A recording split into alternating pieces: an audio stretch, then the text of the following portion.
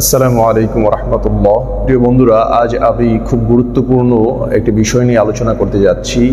খুব অল্প সময়ে আলোচনা করছি, সেটি হচ্ছে খারাপ নজর বা বদ নজর। সমাজে একটি কথার প্রচলন আছে যে তার নজর লেগেছে, তার বদ নজর লেগেছে, এরকম একটি কথার প্রচলন আছে। যেই কথাটি সম্পর্কে আমরা আসলে অনেক সময় অনেকেই খেয়াল করি না। আমাদের সমাজে দেখা যাচ্ছে অনেক বাচ্চা কাচ্চা নিয়ে আমরা যখন কোথাও বাইরে যাই, তখন কেউ বলে যে বাচ্চাটা অনেক শান্ত, বাচ্চাটা অনেক ভালো। পরক্ষণেই বাসায় আসার পরেই দেখা যায় বাচ্চাটা অসুস্থ হয়ে পড়েছে, বাচ্চাটা বিভিন্ন ধরনের চিৎকার করছে, চেঁচামেচি করতেছে, অনেক জেদ করতেছে।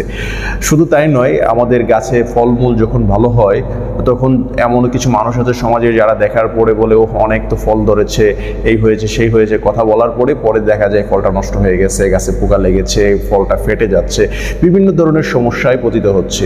তো এই সমস্যার সমাধান কি? রাসূল করিম সাল্লাল্লাহু আলাইহি সাল্লামের হাদিস যদি আমরা দেখি, রাসূল করিম সাল্লাল্লাহু আলাইহি সাল্লামের যুগেও এই বদনজর ছিল।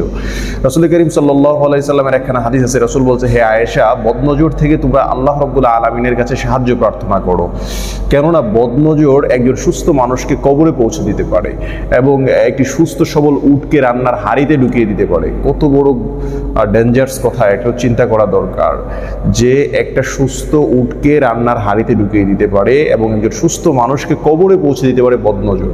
তাহলে এই বদনজর থেকে বাঁচা আমাদের খুবই প্রয়োজন এবং বদনজর থেকে কী করলে বাঁচতে পারবো সেই বিষয়ে আমি বলছি। প্রথমত, কোরআনের একটি আমল আছে। রাসূল করিম সাল্লাল্লাহু আলাইহি ওয়াসাল্লাম যখন জাদুর দ্বারা অসুস্থ হয়ে পড়েছিলেন, তখন আল্লাহ রাব্বুল আলামিন দুইটা সূরা নাজিল করেছিলেন, সূরা নাস এবং সূরা ফালাক।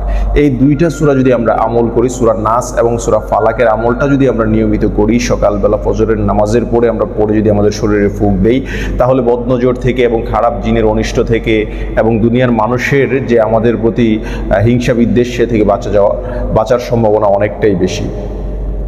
তারপরে যদি আমি বলতে যাই, বদনজর থেকে বাঁচার জন্য আরও কিছু আমল রয়েছে।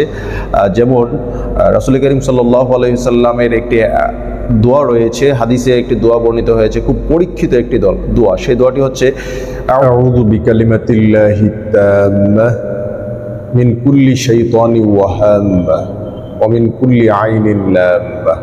এই দোয়াটি খুবই প্রসিদ্ধ একটি দোয়া। এই দোয়ার ফলে আল্লাহ রাব্বুল আলামিন অনেককেই বদনজরের অনিষ্ট থেকে হেফাজত করেছেন। তো এই দোয়াটি আমি ক্যাপশনে লিখে দেবো, ইনশাআল্লাহ আপনারা এখান থেকে দোয়াটি কালেক্ট করে নেবেন এবং দোয়াটি পড়ে আপনাদের বাচ্চাদেরকে ফু দিবেন। রাসূল করিম সাল্লাল্লাহু আলাইহি সাল্লামের যুগে অনেক বাচ্চা নিয়ে আসতো যারা অসুস্থ হয়ে গেছে, অনেক দুর্বল হয়ে পড়ে থাকতো। রাসূল করিম সাল্লাল্লাহু আলাইহি সাল্লাম বলতো তাদেরকে একটু রুকিয়া করাও, তাদেরকে একটু জার ফুক করাও। তাহলে বোঝা গেল যে জার ফুকের অনুমতি রাসূল করিম সাল্লাল্লাহু আলাইহি সাল্লাম থেকে দেওয়া হয়েছে। আর এই বদনজর যে সত্য, রাসূলের হাদিস, অসংখ্য হাদিস দ্বারা প্রমাণ রয়েছে। তো আল্লাহ রাব্বুল আলামিন আমাদের সকলকে সে বদনজর থেকে বেঁচে থাকার তৌফিক দান করুক এবং সকলকে ইলম এবং সঠিক ইলমটা শিক্ষা গ্রহণ করার তৌফিক দান করুক। সকলে বলছি আমিন। ওয়া আখিরু দাওয়ানা আলহামদুলিল্লাহি রাব্বিল আলামিন। আসসালামু আলাইকুম ওয়া রাহমাতুল্লাহ।